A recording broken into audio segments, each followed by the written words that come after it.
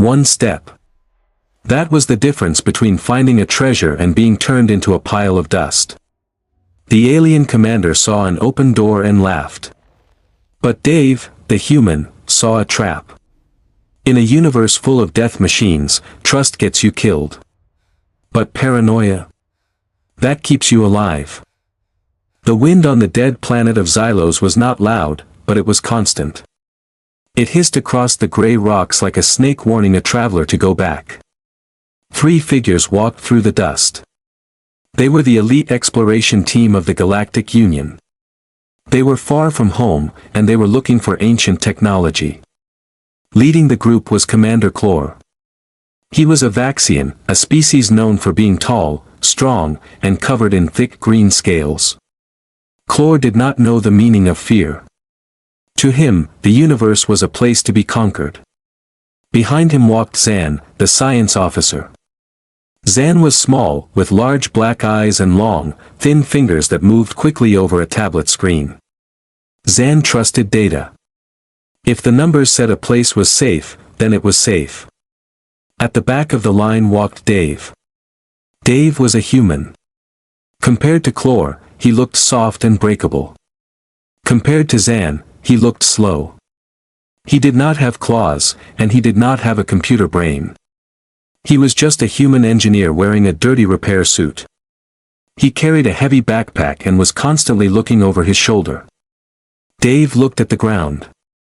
He looked at the sky. He looked at the shadows behind the rocks. He looked like a nervous animal that thought something was about to eat him. Klor often made fun of Dave for this. He called it human cowardice. But Dave did not care. He just kept watching. After hours of walking, the team finally saw it. The Temple of the Lost stood in the middle of a massive crater. It was a giant building made of black metal that shone under the weak sun. The walls were smooth and perfect, even though the temple was thousands of years old. It was beautiful, but it was also scary. It looked like it did not belong in this world. Klor stopped and took a deep breath. He smiled, showing his sharp teeth. This was the moment of glory. Inside that temple were weapons and secrets that could make them rich. "We have arrived," Klor announced, his voice booming over the radio. "The scanners show no life forms. The area is dead. This will be an easy mission." He began to walk faster, eager to be the first one inside. Zan followed close behind, his eyes glued to his scanner. "Confirmed, Commander," Zan said. "I am detecting zero energy signatures. The defense systems are offline. The power core must have died centuries ago. It is just an empty building." They reached the bottom of the crater and stood before the main entrance. This was where things became strange. The great metal doors of the temple were not locked. They were not sealed shut by time or rust. Instead, the doors stood wide open. It was a massive, dark opening, like a giant mouth waiting to swallow them. The darkness inside was absolute. No light came out, and no light went in. Klor laughed loud and hard. He slapped his leg in amusement. "Look at that," he shouted. "The ancients left the door open for us. They knew the great Commander Klor was coming, so they prepared a welcome." He turned to the others. "I told you this would be easy. No hacking, no explosives needed. We just walk in and take the prize." Klor turned back to the dark entrance and took a heavy step forward. He was ready to claim his victory. Suddenly, a hand grabbed Klor's shoulder. It was a small hand, weak compared to Klor's massive muscles, but the grip was tight. Klor stopped and looked back in anger. It was Dave. The human was standing there, his face pale and covered in sweat. He was shaking his head. "Stop," Dave said softly. "Don't go in there." Klor growled low in his throat. He hated being touched, and he hated being told what to do by the human. "Release me, Engineer Dave," Klor warned. "Why do you stop me? Zan has already scanned the area. There is no energy." There are no guards. The door is open. Do not let your fear slow us down today. Dave did not let go. He pulled Klor back a few inches. That is the problem, Klor, Dave said, his voice trembling slightly. The door is open. Zan looked up from his tablet, confused. I do not understand the logic, human. An open door facilitates entry. It makes our job efficient. Why is this a negative factor? Dave pointed at the black darkness of the entrance. He spoke slowly, trying to make the aliens understand his gut feeling. Listen to me. This temple was built to protect the most valuable treasure in the galaxy. It was built by a paranoid, war-loving race of ancients. Does it make sense that they would leave the front door open? Dave looked at the clean floor at the entrance. Look at the dust. There is dust everywhere on this planet. But right there, on the threshold, the floor is clean. Too clean. Klor rolled his eyes. He shook Dave's hand off his shoulder. You are overthinking, human. You always do this. You see monsters in the shadows. Maybe the wind blew the dust away. Maybe the systems failed and the doors opened automatically. I am a warrior. I trust what I can see. And I see an open path. Klor turned away from Dave and prepared to step onto the smooth black tiles of the entrance. Stay here if you are afraid, Dave. I will go get the glory. Wait. Dave shouted. He did not run to stop Klor this time. Instead, he bent down and picked up a large rock from the ground. It was about the size of a human head. Just wait 1 second, okay? Humor me. Let me test it first. If I am wrong, you can laugh at me for the rest of the trip. Klor sighed, looking annoyed. He crossed his massive arms. Fine. You have 10 seconds, human. Throw your rock. Prove to me that you are a coward. Zan also watched, recording the event, curious about the strange human behavior. Dave weighed the rock in his hands. He took a deep breath. He stared at the open door. In his mind, he imagined all the traps he would build if he were an ancient alien. He swung his arm back and threw the rock as hard as he could. The rock flew through the air, heading straight for the open doorway. For a moment, nothing happened. The rock passed the threshold. Klor opened his mouth to laugh. He was about to say, I told you so. But before the rock could hit the floor inside, the air shimmered. A loud hum filled the silence. Suddenly, a grid of blue laser beams appeared out of thin air. They snapped into existence faster than an eye could blink. The lasers were arranged in a tight net, covering every inch of the doorway. The rock hit the laser grid. There was no explosion, just a sharp hissing sound. In less than a second, the solid rock was sliced into 1,000 tiny pieces of dust. The dust fell to the floor and was instantly vaporized by a second wave of heat coming from the floor tiles. Then, just as quickly as it appeared, the laser grid vanished. The door looked empty and safe again. The darkness returned. It looked exactly like it had 10 seconds ago. Silence fell over the group. The only sound was the wind hissing over the rocks. Klor stood frozen. His foot was hovering in the air, just inches from where the lasers had appeared.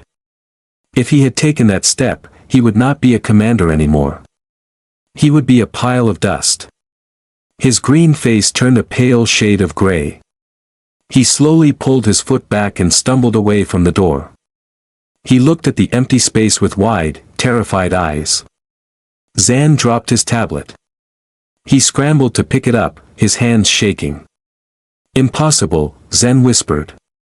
My scanners, they showed nothing. No energy. No heat. The trap was dormant. It only activates when mass crosses the line. It was invisible to sensors. Klor turned slowly to look at Dave. The big warrior looked small for the first time. He pointed a shaking finger at the door. How? Klor asked, his voice quiet. How did you know? The scanner said it was safe. My eyes said it was safe. How did you know death was waiting? Dave let out a long breath and wiped the sweat from his forehead. He didn't look happy. He just looked tired. He adjusted the strap of his backpack and shrugged. I didn't know, Dave admitted. I just guessed. He looked at the dark, open door with a grim expression. Where I come from, if something looks too good to be true, it is usually a lie. An open door isn't an invitation, Klor. It's a mouth. And it was waiting for you to walk in. Dave walked past the shocked aliens and stood at a safe distance from the entrance, studying the frame of the door, looking for the hidden projector. We need to find a way to disable that grid, Dave said, his voice back to business. But first, we check for more traps. Because if the front door is this bad, imagine what they put inside. Klor and Zan exchanged a look. They realized something important in that moment. The human was not weak. His fear was not cowardice. It was a weapon.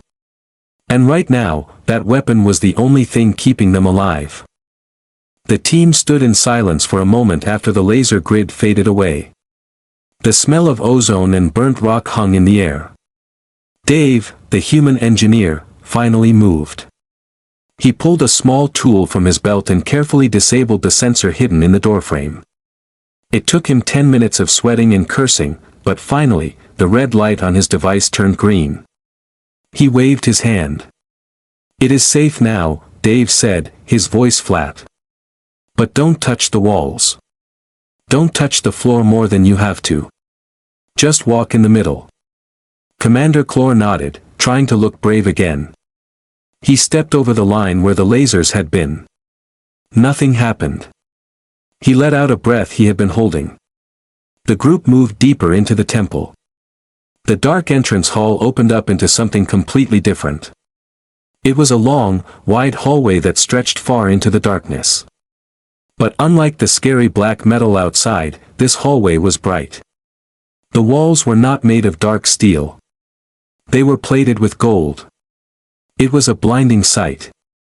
The gold reflected the lights from their suits, filling the room with a warm, yellow glow. Along the walls, there were statues of ancient alien warriors holding spears made of silver. Between the statues sat pedestals holding glowing gems. The gems were the size of fists, blue, red, and purple. They pulsed with a soft, rhythmic light. It was the kind of treasure that people dreamed about. It was the kind of wealth that could buy a whole planet. Zan, the scientist, made a sound of pure joy. His large black eyes went wide. He forgot about the laser trap at the door. He forgot about caution. He ran up to the nearest pedestal. His scanner was beeping happily in his hand. Look at this readings. Zan chirped. The gold is 99% pure. And these gems, they are condensed plasma crystals. Just one of them could power a starship for a year. We are rich, Commander. The mission is already a success. Klor's eyes were also shining with greed. He walked down the center of the hall, looking left and right. Excellent, the commander rumbled. This is what we came for.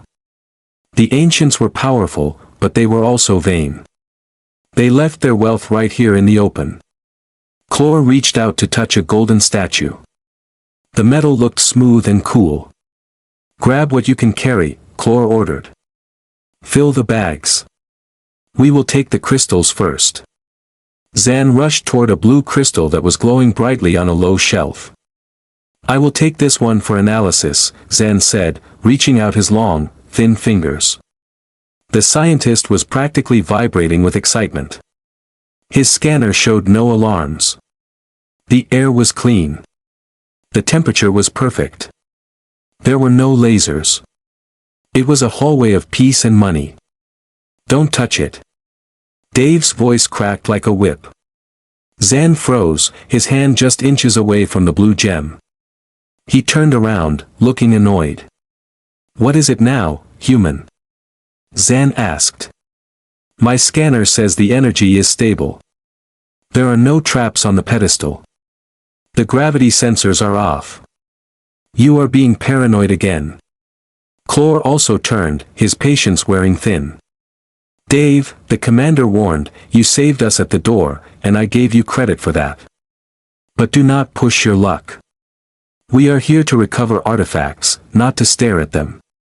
Why do you stop us? Dave was not looking at the gold. He was not looking at the gems. He was on his knees, staring closely at the floor. He shined his flashlight along the golden tiles. Zan, Dave asked without looking up, how old is this temple?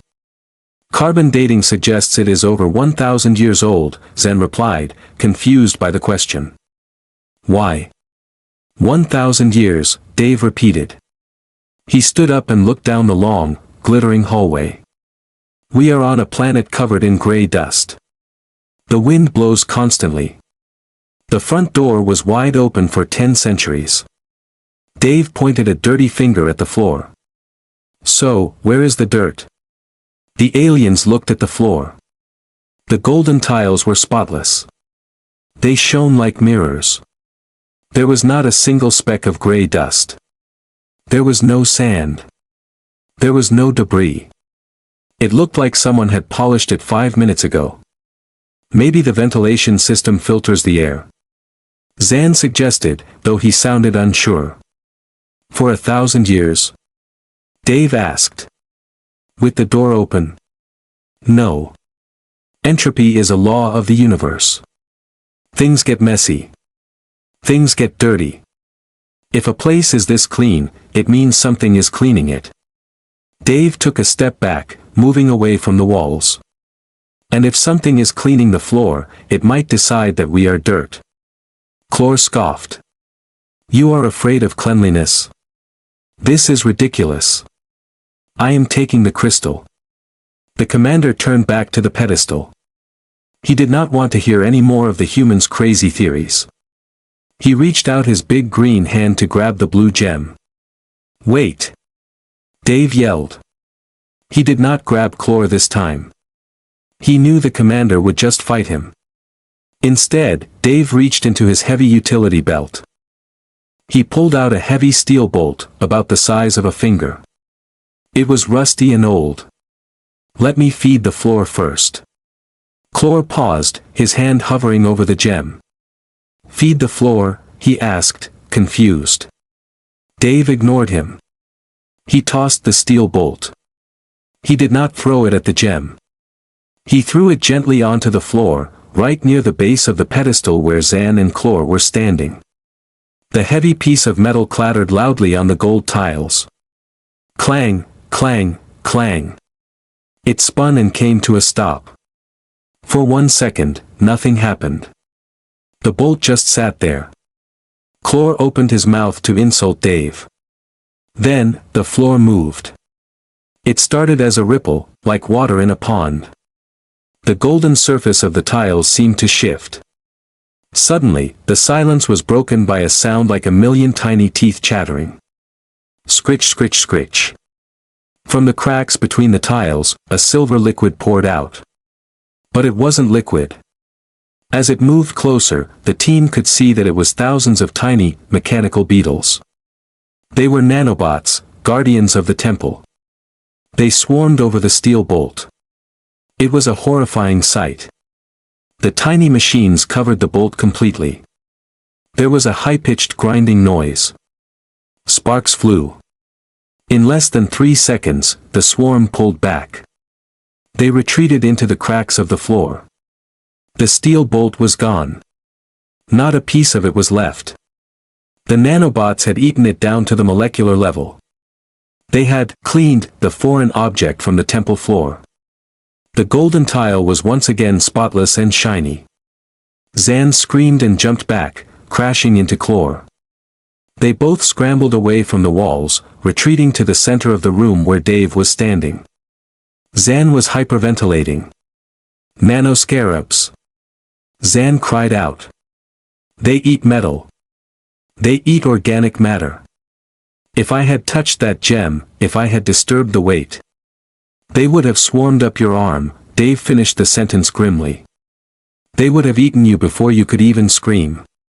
And then they would have polished the floor again. Klor looked at his own massive hands. He imagined them disappearing under a wave of silver bugs. He looked at the beautiful gold walls.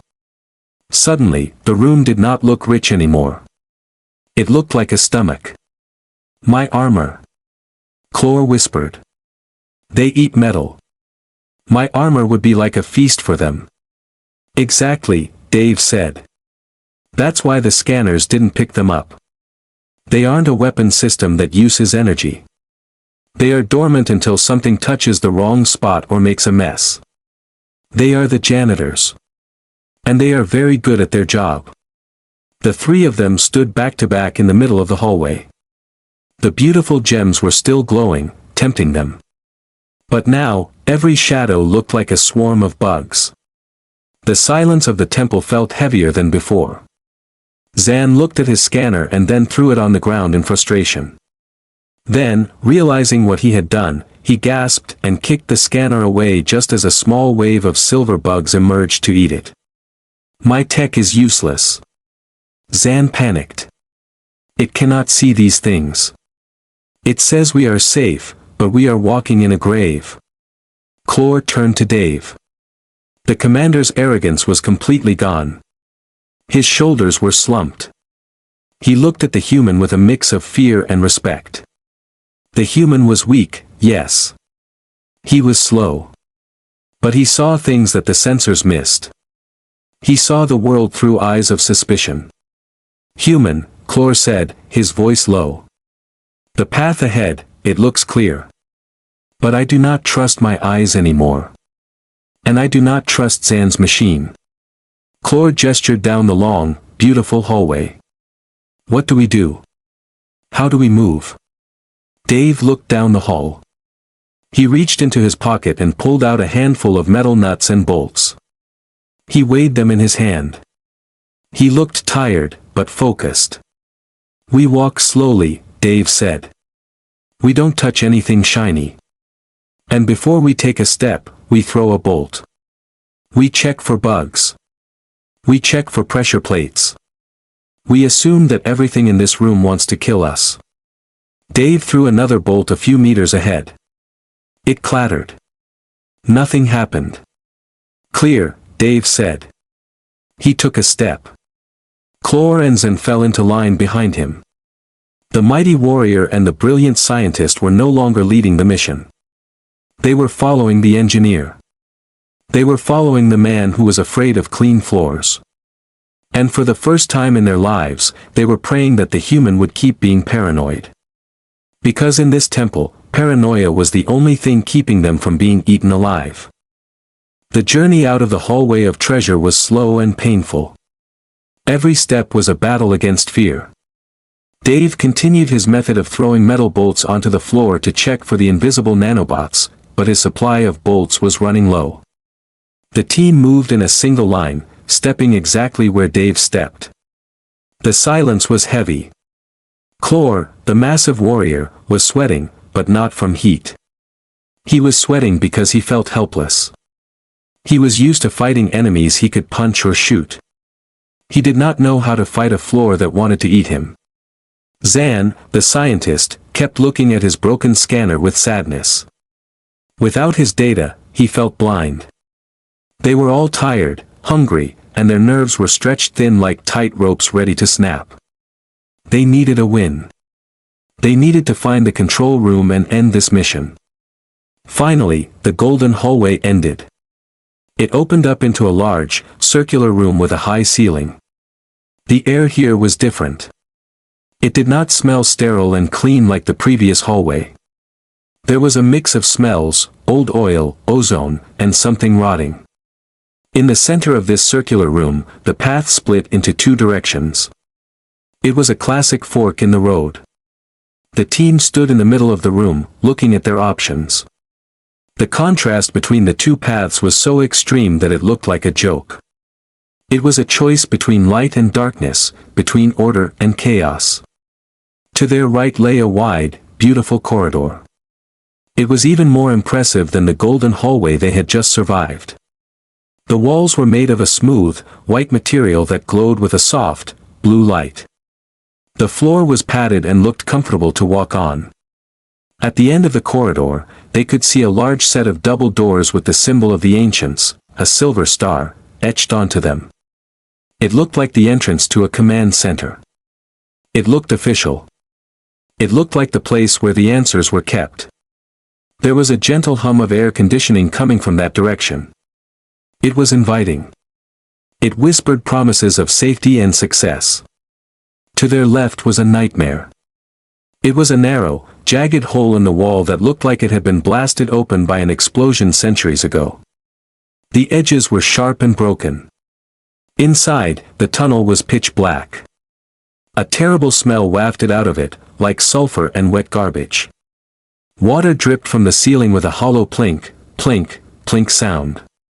The floor was uneven, covered in slime and sharp rocks. It looked like a maintenance tunnel that had been forgotten by time.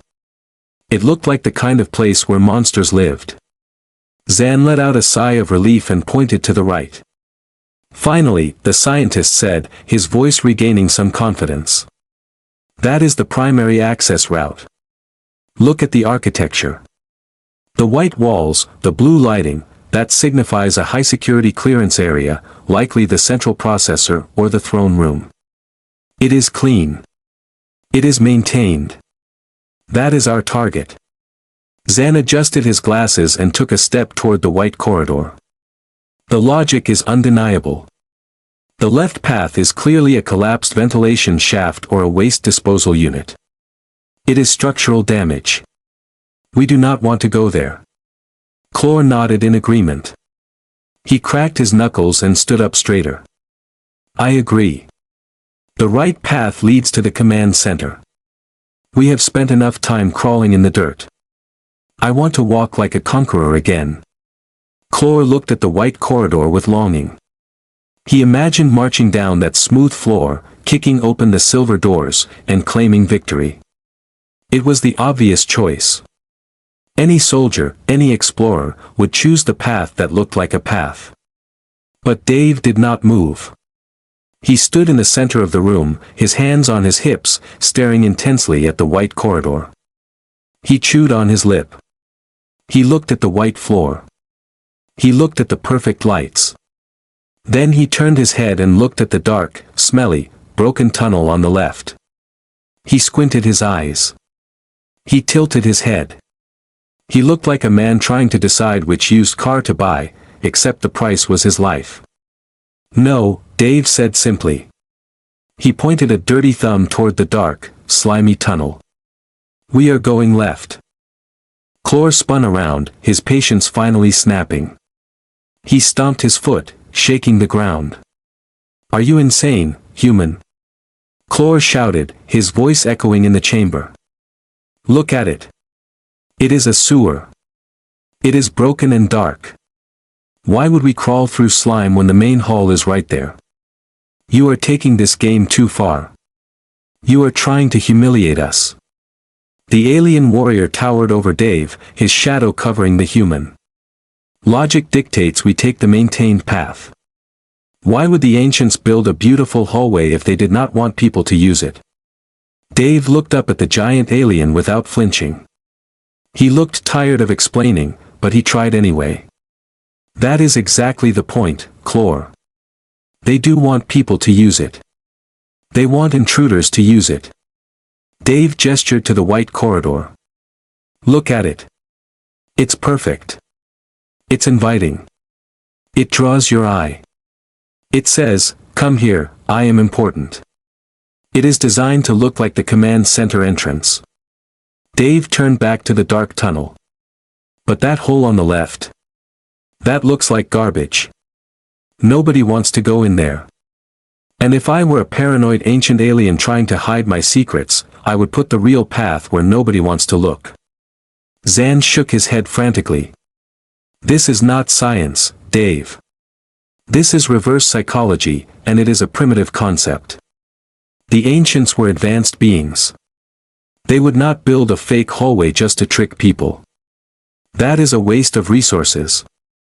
The probability of the white corridor being a trap is low because the energy readings are stable. Zan waved his hands at the white walls. It is safe. My logic creates a straight line. Your logic creates a maze. My logic is based on hunting, Dave replied. You don't put the trap in the bushes. You put the trap on the trail. You put the trap right under the bait. Dave took a deep breath. I'm not going down the white hall. It feels wrong. It feels too easy. We've been fighting for every inch in this temple, and suddenly they roll out the red carpet. No way. Klor growled. He reached for his weapon. I am the commander of this mission. I say we go right. I am done listening to your bad feelings. If you want to crawl in the mud, go ahead. I will be at the objective while you are still playing in the dirt. Klor turned away from Dave and began to march toward the white corridor. Zan followed him, eager to get away from the human's pessimism. Stop! Dave yelled. He looked around desperately for something to throw. He was out of bolts. He checked his pockets. Empty. He looked at Klor's back. The alien was 5 seconds away from entering the white corridor. Dave needed something heavy. He saw the extra oxygen tank strapped to the side of Zan's backpack. It was heavy, metal, and durable. Dave ran forward and grabbed the tank. Hey! Zan shouted as Dave ripped the strap loose. Dave ignored him. He didn't have time to argue. He swung the heavy metal tank in a wide arc. Watch! Dave screamed. He threw the tank with all his strength down the center of the beautiful white hallway. The tank flew through the air. It landed on the soft, padded floor. Thud. It rolled a few times. Klor stopped walking. He looked at the tank, then back at Dave with a sneer. See? Klor mocked. Nothing happened. No lasers. No nanobots. It is just a floor, you paranoid fool. Then, a small click echoed through the hall. The beautiful white floor suddenly vanished. It didn't just open, it disintegrated. The floor panels were actually holographic projections covering a massive gravity chute. The instant the sensor felt the weight of the tank, the holograms flickered off. Underneath the floor was a vertical drop that went down for hundreds of meters. At the bottom, a red glow pulsed. It was a plasma incinerator. A wave of heat rushed up the corridor, so hot it singed the hair on Dave's arms even from a distance. The metal oxygen tank fell. It tumbled down into the red glow. A second later, there was a muffled whoosh sound as the tank was instantly melted into vapor. Then, the holograms flickered back on. The white floor reappeared. The blue lights hummed. The heat vanished. The corridor looked perfect, safe, and inviting again. It looked exactly as it had 10 seconds ago. Klor stood at the edge of the trap. His toes were touching the line where the floor had disappeared. If he had taken 2 more steps, he would have been falling into the plasma fire. He would have been nothing but smoke. The big warrior slowly fell to his knees. His legs were shaking so hard they could not hold him up. He stared at the beautiful, fake floor with horror. Zan was frozen, his mouth hanging open. The scientist looked from the safe, white hall to the dangerous, dark tunnel. His logic had almost killed them. The messy, illogical human brain had saved them again. Dave walked up behind them. He didn't say, "I told you so." He didn't laugh. He just looked at the dark, smelly hole in the wall on the left. The ancients didn't waste resources, Dave said quietly. They built a disposal chute for idiots like us. And they made it look pretty so we would jump right in. He shined his flashlight into the dark, jagged tunnel. The real path is the ugly one. Because the only people who would go that way are the ones who know the secret, safety is never pretty. Klor stood up slowly. He didn't look at the white hall again. He turned his back on it completely. He looked at the dark tunnel with new eyes. It still smelled bad. It still looked sharp and dangerous. But now, Klor saw something else. He saw honesty. The tunnel wasn't trying to trick him. It was just a tunnel. "Lead the way, human," Klor said, his voice rough and humble. "I will walk in the slime. I will walk on the rocks. Just, keep thinking like a victim. It seems to be the only way to survive." The three of them turned away from the light and stepped into the darkness of the left path, leaving the beautiful trap behind them. The smell of the dark tunnel stuck to their clothes like a second skin. It was a mix of old mud and rot, a sharp contrast to the room they now stood in. The team had finally crawled out of the jagged hole in the wall. They stumbled onto a smooth, gray floor. They were covered in slime, their breathing was heavy, and they were exhausted. But as they looked around, their tiredness vanished. They had made it. This was the heart of the temple. The room was a perfect circle. The walls were lined with banks of silent machinery that hummed with a low, sleeping power. In the center of the room stood a massive desk made of a dark, matte metal. Above the desk, a giant holographic screen floated in the air. It was the only thing in the room that was fully awake. The screen displayed a spinning logo of the ancient empire. Below the logo, in large, glowing letters that the translation software easily read, was a message: "System ready. Access archives." Below the screen was a simple console with a single, large, pulsing key. It looked like a keyboard, but simplified. It was inviting. It screamed, "Press me to win." Zan let out a high-pitched sound of victory. The scientist scrambled to his feet, slipping slightly on the mud he had tracked in from the tunnel. He didn't care about the mess. He ran toward the console, his eyes wide with greed. "This is it!" Zan shouted, his voice echoing off the metal walls. The central core. The entire history of the ancients, their weapon schematics, their star maps, it is all right here. He reached the desk and hovered his trembling hands over the console. "We just need to initiate the download sequence. It is a direct interface. No encryption. It is open." Commander Klor walked up behind Zan. The big warrior wiped a smear of green slime from his armor and grunted. "Finally. A straightforward objective." Klor looked at the screen. He saw the "access" prompt. It was exactly what he wanted to see.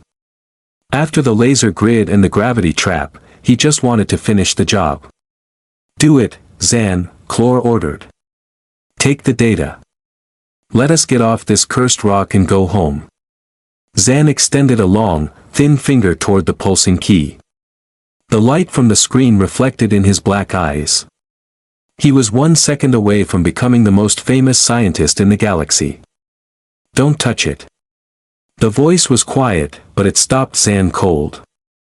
It was Dave. The human was not looking at the screen. He was not looking at the victory message. He was walking slowly around the desk, his head tilted to the side. He looked like a mechanic listening to a broken engine. He was frowning. Klor spun around, his hand dropping to the heavy laser pistol at his hip. The vein in his neck was throbbing. "Enough!" Klor roared. The sound was so loud it made Zan jump. "I have had enough of this, human. We crawled through garbage for you. We ignored the Golden Hall for you. But this? This is the mission target. There is no trap here.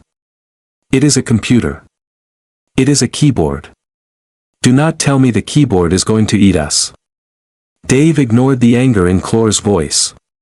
He dropped to his knees and crawled under the heavy metal desk. His voice came out muffled. "Think about it, Klor. We are intruders. We broke in. We survived 2 lethal traps. And now, the computer just welcomes us. It has no password. It has no guard. It just says, "Here, take my secrets."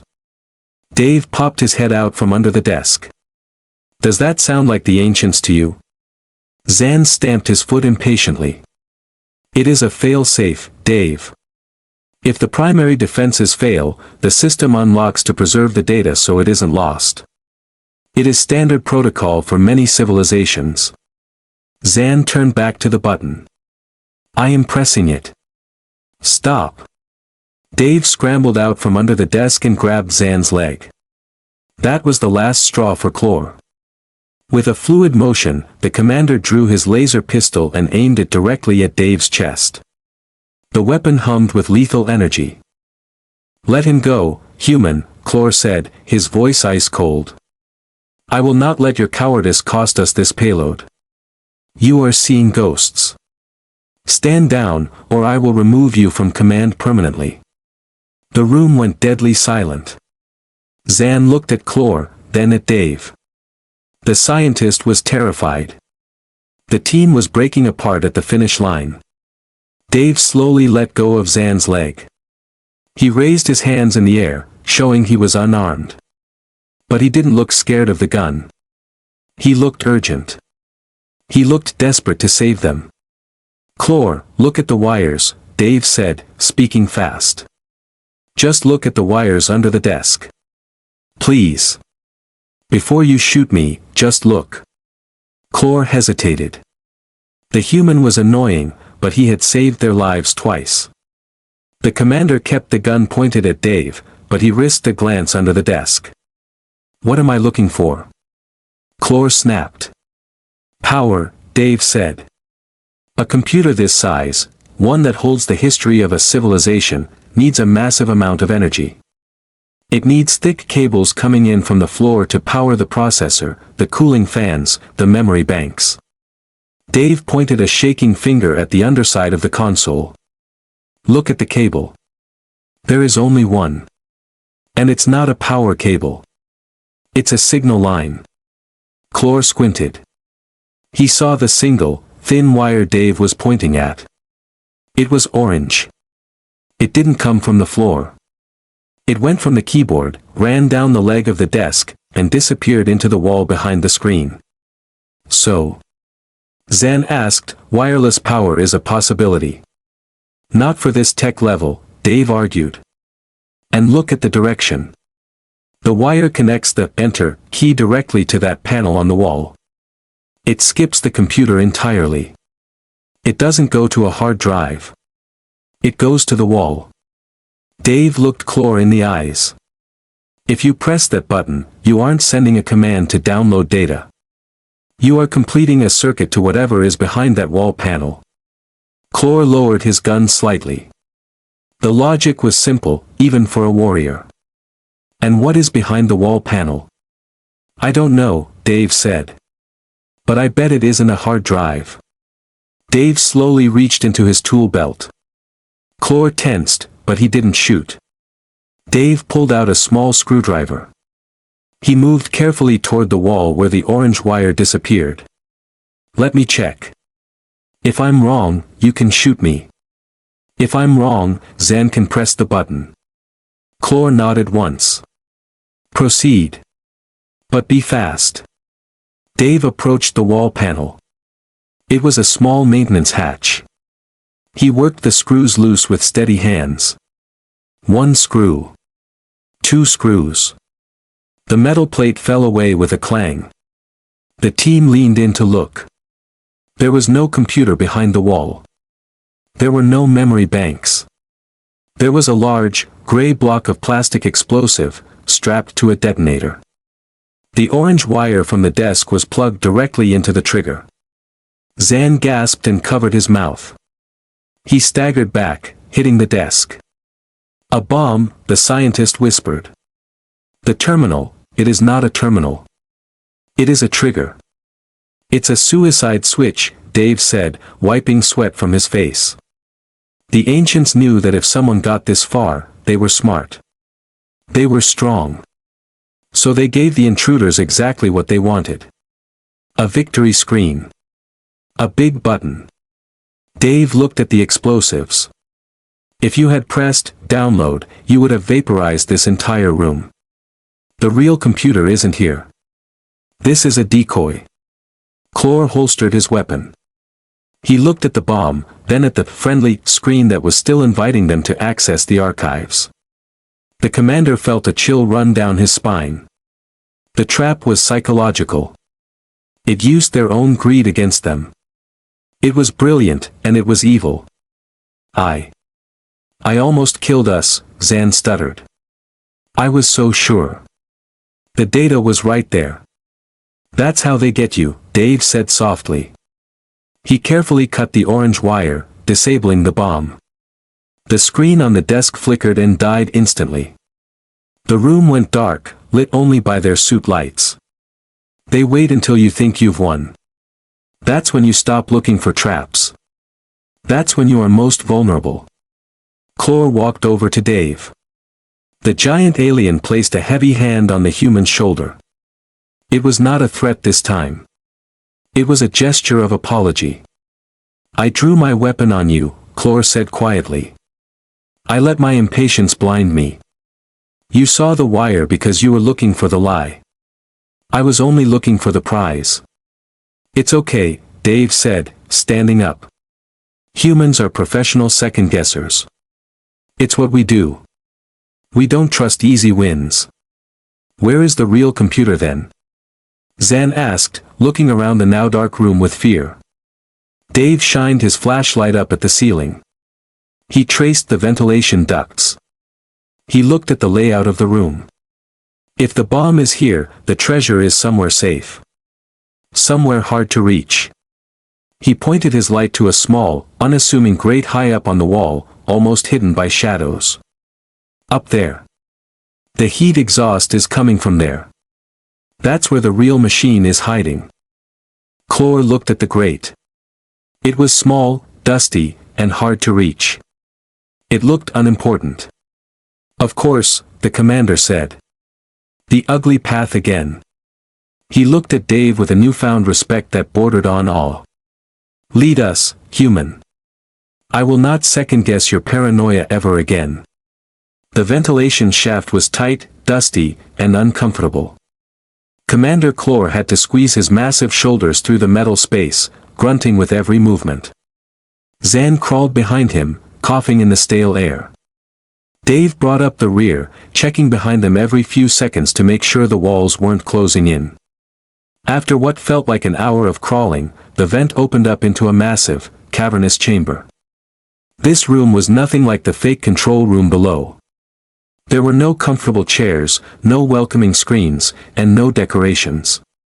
It was cold, industrial, and ugly.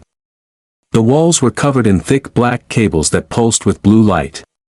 In the center of the room stood a pillar of crystal and steel that reached all the way to the ceiling. It hummed with a sound so deep it made their teeth ache. This was the true brain of the temple. This is it, Zen whispered, staring at the pillar with awe. The true core. It is magnificent. The scientist scrambled out of the vent and ran toward the machine. He pulled a cable from his suit and prepared to plug it into the data port. Klor climbed out and stood guard, his weapon raised, scanning the shadows. Be quick, Zan, Klor ordered. We survived the traps, but I do not like this place. It feels watched. Dave stepped out last. He didn't look at the computer. He looked at the ceiling. He looked at the dark corners of the room. The silence here was different. It wasn't the silence of an empty room. It was the silence of a predator holding its breath. Zan connected his tablet to the core. Downloading now, he announced. The security is heavy, but because we bypassed the fake terminal, the system thinks we are authorized maintenance personnel. It is working. The progress bar on Zan's screen started to fill up. 10%. 20%. It seemed too easy again. But this time, the threat didn't come from a hidden bomb or a trapdoor. It came from above. As the download hit 50%, the lights in the room turned from blue to an angry, flashing red. A siren began to wail, echoing off the metal walls. Unauthorized data breach detected, a mechanical voice boomed from hidden speakers. Activating Protocol Omega. Sterilization required. The ceiling of the chamber split open. Gears ground together with a sound like screaming metal. Something dropped from the darkness above. It hit the floor with a crash that shook the entire building, knocking Zan to his knees. Dust billowed up in a cloud. When the dust cleared, the team saw their nightmare. It was a Guardian unit. It stood 3 times taller than Klor. It was not a sleek, elegant machine. It was a walking tank. It had 4 heavy legs, thick armor plating covered in ancient scratches, and 2 arms that ended in spinning saw blades. On its shoulder mounted a plasma cannon that began to glow with a blinding white light. Fire! Klor screamed. The commander didn't hesitate. He opened fire with his laser rifle. The red beams hit the robot's chest, but they just splashed harmlessly against the armor. It was like throwing pebbles at a mountain. The robot turned its head slowly toward Klor. It didn't run. It didn't need to. It walked forward with a heavy, unstoppable rhythm. Clang! Clang! Clang! Klor kept shooting, aiming for the robot's eyes, its joints, anything. But the ancient metal was too strong. The robot raised its plasma cannon and fired. A ball of white fire exploded near Klor's feet, sending the massive alien flying across the room. He hit the wall hard and slumped down, his armor smoking. Klor! Zan yelled. The scientist tried to use his tablet to hack the robot. Override command. Zan shouted at the machine. Stop. Desist. I have administrative access. The robot ignored him completely. It turned its cold, blue lens toward Zan. It revved its saw blades. The sound was a high-pitched shriek that hurt their ears. Zan froze in terror. He was a creature of logic, and logic said he was about to die. There was no cover. There was no escape. The robot prepared to charge. Dave was hiding behind a stack of metal crates. He was shaking. His heart was hammering against his ribs like a trapped bird. He wanted to run back into the vent. He wanted to hide. But he saw Klor down, and he saw Zan frozen. He knew he was the only one left. Dave forced himself to take a deep breath. He didn't look at the saw blades. He didn't look at the gun. He looked at the robot as a machine. Just a machine. Every machine has rules, Dave thought. Every machine generates heat. Every machine needs to breathe. He watched the robot step forward. As it moved its heavy leg, a small hiss of steam escaped from a vent located underneath its main chassis. It happened fast, just a split second. The robot took a step, the vent opened to release heat from the engine, and then the armor plate slid back over it to protect it. It was a thermal exhaust port. It was the only weak spot on a perfect killer. But it was underneath the robot. To reach it, someone would have to be suicidal. Someone would have to go under the crushing feet of the machine. Dave didn't have a laser gun. He didn't have a hacking computer. He had his tool belt, and he had the leftover plastic explosive charge he had recovered from the fake terminal in the previous room. He had molded it into a ball and stuck a timer on it. It was a crude, ugly bomb. It was perfect. Hey! You oversized toaster! Dave yelled, stepping out from behind the crates. The robot stopped. It turned its head toward the small, soft human. It seemed confused that such a weak creature was making noise. The plasma cannon on its shoulder began to turn toward Dave. The white light grew brighter. It was charging up for a killing shot. Dave, run! Klor groaned from the floor, trying to stand up. Dave didn't run away. He ran toward the robot. He sprinted as fast as his legs could carry him. The robot adjusted its aim, but Dave was too close and too low.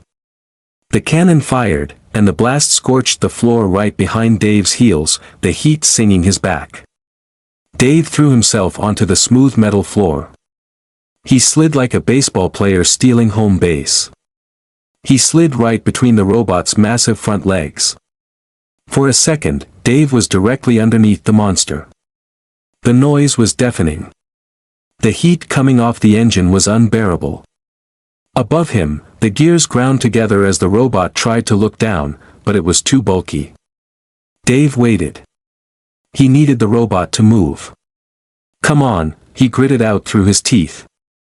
"Move a leg." The robot shifted its weight to stomp on him. As the leg lifted, the heat vent hissed open again. "Now." Dave slammed the ball of plastic explosives directly into the open vent. The sticky bomb adhered to the hot metal inside. The armor plate slammed shut, trapping the bomb inside the robot's body. Dave kicked hard against the floor and rolled out from under the machine just as a massive steel foot stomped down on the spot where his head had been a second ago. He scrambled on his hands and knees, diving behind a thick cable conduit. "Fire in the hole!" Dave screamed, covering his head. The robot turned around, looking for the human. It raised its saw blade. Then, there was a muffled thump from deep inside its chest. The robot froze. A look of confusion seemed to pass over its mechanical lens. Smoke began to pour out of its joints. Then, the internal explosion set off the robot's own ammunition. A massive boom ripped through the chamber. The robot's chest burst open in a shower of sparks and black oil. The shockwave knocked Zan over and rattled Klor's teeth. The giant machine swayed for a moment, like a drunk giant, and then crashed face-first onto the floor. The light in its eyes flickered and died. Silence returned to the room. The only sound was the crackle of burning wires and the heavy breathing of the team. Zan slowly stood up, brushing dust off his suit. He stared at the burning wreckage of the invincible Guardian. He looked at his own high-tech weapons that had failed. Then he looked at Dave, who was lying on the floor, covered in oil and soot, checking to make sure he still had all his fingers. Klor limped over to the human. The commander was bleeding, and his armor was cracked, but he was alive. He reached down and pulled Dave to his feet with one hand. Klor looked at the burning robot, then back at Dave. "I saw you slide," Klor said, his voice full of disbelief. "You ran toward death. You slid under the foot of a god. How? How did you know the vent was there? It was closed. It was invisible." Dave coughed and wiped his face. He pointed to the burning machine. "Thermodynamics," Dave said simply. "Energy creates heat. The bigger the gun, the hotter the engine. I just figured that if I were a designer, I'd have to put a chimney somewhere. And since the top is armored, the bottom had to be soft." Dave shrugged, trying to stop his hands from shaking. "I just guessed that the ancients couldn't break the laws of physics." Zan walked over, shaking his head. "You didn't guess, Dave. You hypothesized. You took a risk based on engineering principles in a combat situation." The scientist looked at the human with a strange expression. "It was the most illogical, dangerous, and brilliant thing I have ever seen." "Let's just get the data and leave," Dave said, leaning against the wall for support. "I think I'm done being a hero for today. And I have a really bad feeling that the ship might have a parking ticket." Klor laughed. It was a loud, booming laugh of relief. "A parking ticket," the commander repeated. "We just killed a god, and the human is worried about a parking ticket." Klor slapped Dave on the back, nearly knocking him over again. "You are strange, Dave. But you are good." The team gathered around the central pillar. The danger was gone. The Guardian was dead. They had won. But they all knew that without the human's ability to doubt, to second-guess, and to look for the flaws in perfection, they would be nothing but ash on the floor. The walk back to the landing ship was long and quiet. The wind on the dead planet was still blowing, kicking up the gray dust that had hidden so many traps. But the team walked differently now. On the way in, Commander Klor had marched in front like a king, and Zan had skipped along looking at his screens. Now, they walked in a tight formation. Klor was limping, his heavy armor scorched black from the plasma blast. Zan was clutching the data drive against his chest like it was a fragile egg, looking nervously at every rock and shadow. And Dave? Dave walked exactly the same way he always did. He watched the sky. He watched the ground. He checked his oxygen gauge 3 times a minute. He didn't look like a hero. He just looked like a man who wanted to go home and sleep for a week. When the airlock of their ship, the Starskipper, finally hissed shut behind them, the tension broke. The familiar hum of the ship's gravity generator and the smell of recycled air felt like the best things in the universe. Klor leaned his heavy back against the metal wall and slid down to sit on the floor.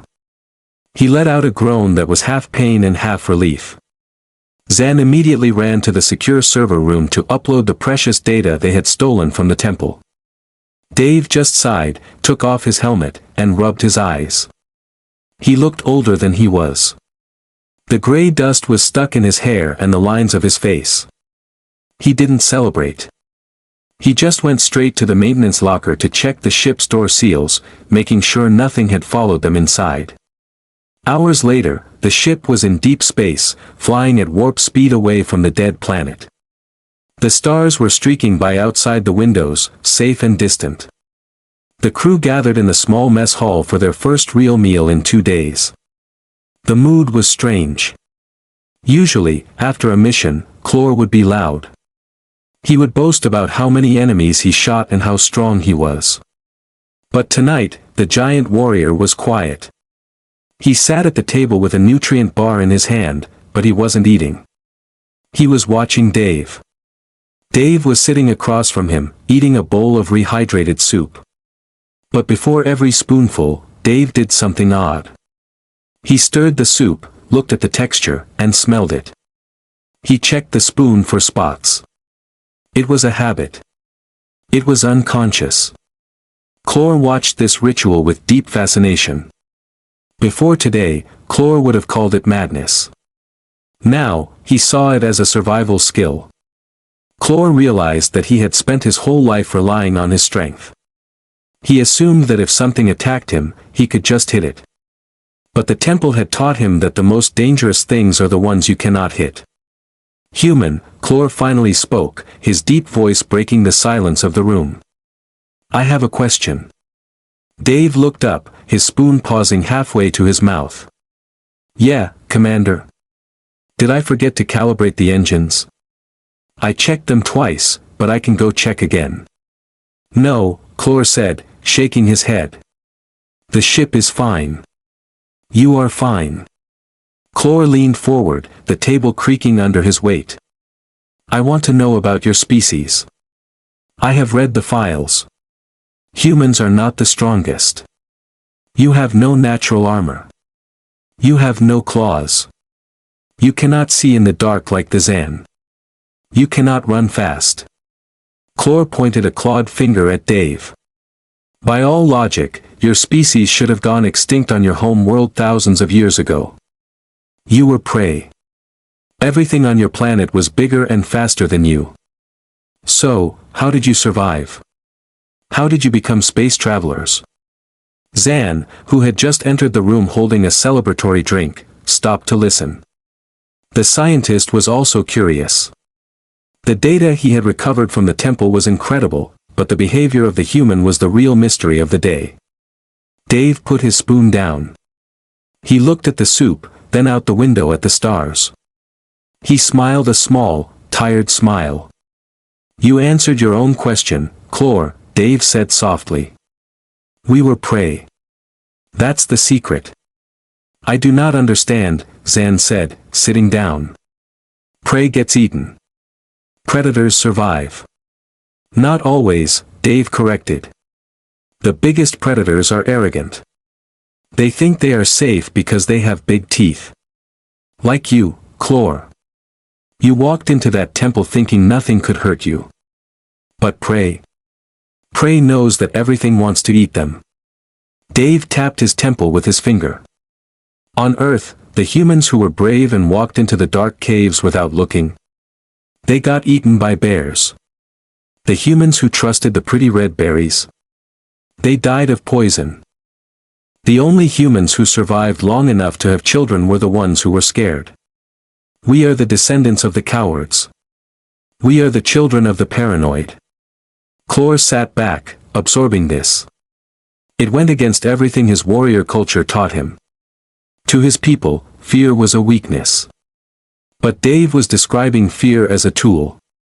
A shield. So, Klor said slowly, you look for traps because you believe the universe is a trap. Basically, Dave shrugged. We don't trust easy wins. If something is too good to be true, it's a lie. If a door is open, it's a mouth. If a floor is clean, it's hungry. Dave picked up his spoon again. We are professional second-guessers. We survive not because we are strong, but because we always ask, what if I'm wrong? It's a stressful way to live, honestly. I have an ulcer. But hey, it kept the robot from stepping on me. Zan looked at his drink. He swirled the liquid around, checking it for sediment. He realized he was copying Dave. It is effective, Zan admitted. My logic failed because I operated on the assumption of standard parameters. Dave operated on the assumption of malicious intent. In a hostile environment, pessimism is a higher form of intelligence. Klor grunted. He stood up and walked over to the main computer terminal in the mess hall. He had to file his official mission report to the Galactic Union. Usually, this was the boring part. He pulled up the file he had started earlier. In the Team Performance section, he had originally written a note to reprimand Dave for hesitation and lack of courage. Klor deleted that sentence. He pressed the backspace key until the screen was blank. Then, the commander began to type. His thick fingers hit the keys with purpose. He wrote about the laser grid. He wrote about the nanobots and the gravity trap. He wrote about the fake computer and the bomb. Finally, he wrote about the Guardian robot and the heat vent. When he reached the recommendations section, Klor paused. He looked at Dave, who was now carefully inspecting a piece of bread for mold, even though it was a fresh packet. Klor typed, summary, the mission was a success only due to the presence of Engineer Dave. While physically inferior to standard combat units, the human possesses a unique psychological defense mechanism. They call it anxiety. I call it tactical foresight. In the unknown regions of space, strength is not enough. We need suspicion. We need doubt. We need someone who is afraid of an open door. Klor finished the report with a final line, recommendation, assign a human to every exploration team in the fleet. Their paranoia is the strongest shield we have. They are the only species crazy enough to look for the exhaust port on a god. Report sent, Klor announced. He turned back to his team. Now, Dave. Eat your soup. I promise you, I checked the kitchen myself. There are no nanobots in the broth. Dave looked at Klor, then at the soup. He took a cautious sip. Maybe, Dave grinned. But you can never be too sure. Did you check the expiration date on the salt? For the first time in a long time, the entire room filled with laughter. It was the sound of a team that had looked death in the face and won, simply because one of them was brave enough to be scared. The Starskipper continued its journey through the dark, cold void, carrying a warrior, a scientist, and a very worried human, ready for the next adventure.